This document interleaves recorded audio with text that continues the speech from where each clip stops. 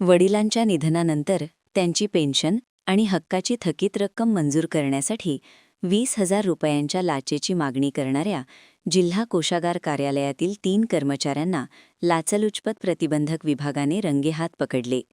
या कारवाईत एका बड्या अधिकाऱ्यासह 2 लिपिकांचा समावेश असल्याने शासकीय वर्तुळात मोठी खळबळ उडाली आहे.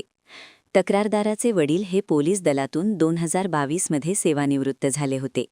मे 2025 मध्ये त्यांचे निधन झाले.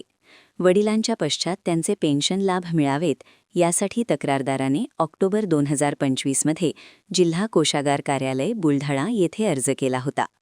मात्र गेल्या अनेक महिन्यांपासून संबंधित कर्मचारी कागदपत्रांमध्ये त्रुटी काढून फाईल अडवून धरत होते.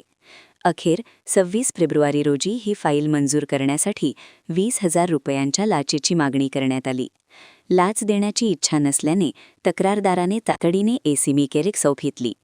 विभागाच्या पथकाने तक्रारीची शहानिशा केल्यानंतर आज जिल्हा कोषागार कार्यालयात सापळा रचला. ठरल्याप्रमाणे 15,000 रुपये स्वीकारताना या तिघांनाही पथकाने ताब्यात घेतले.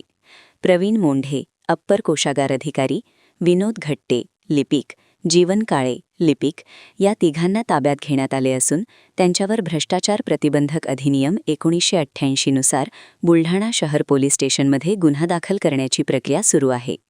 ही यशस्वी कारवाई एसीबीचे डीवायएसपी भागोजी चोरमले, पोनी रमेश पवार, पोनी विलास गुशिंगे व त्यांच्या पथकाने केली.